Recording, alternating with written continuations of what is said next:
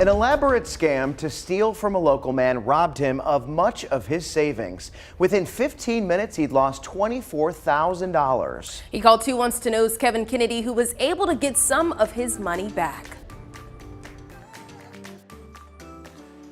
Online wires confirmed. Walter Bean shows us the paper trail. The timeline, I got it laid out right in line, 9:44. A 15-minute window in time that crippled his life. It's a sickening feeling, but it's a feeling that makes you really mad. A criminal targeting his bank accounts, $22,000 stolen, only a couple thousand left. We're both retired on disability, you know, and that's what we've got to live off of. A veteran who proudly served, Walter is basically wiped out. He explains how it happened. They called me on her cell phone, said that we had some fraudulent activity in Tennessee on your card, but we caught it. That call coming from the crook. Walter told his money was safe and the account would be frozen. A one-time passcode sent. They just asked me to send it back to them to verify who I was. That code allowing the criminal to access the accounts. Within 10 minutes, the money is gone. They almost cleaned it. I don't know why they didn't take it all. They could have just took it all. I don't know why. Walter would get a call from the bank a couple hours later, alerting him to the fraud. And the banker is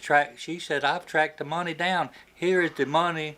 Here's who did it, and this is how they did it. The FBI and the Davidson County Sheriff's Department involved. An arrest eventually made. A 23-year-old from South Carolina charged. But what about the money? Walter contacting the bank. They are not accepting any liability for the loss of these funds. The bank investigating but closing the case. Walter needing help. But I looked it up online, and they said that, well, News 2 would probably get you further than anyone, so we called you. This is the email he sent. We contacted the bank and started our own investigation. The only result I got is after I called you. Documents show the suspect somehow accessed Walter's account first, called the bank to make changes, so an employee sent a one-time passcode to Walter. Walter now wanting answers from the bank. What'd they call it? Spoofed.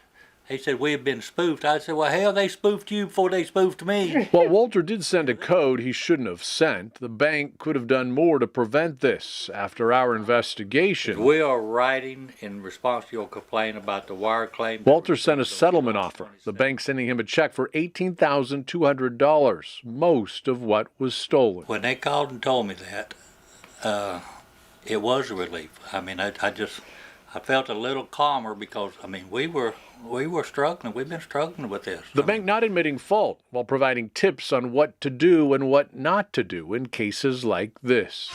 As for Walter, lesson learned. At least it didn't cost him his life savings. Kevin Kennedy, 2 Wants to Know.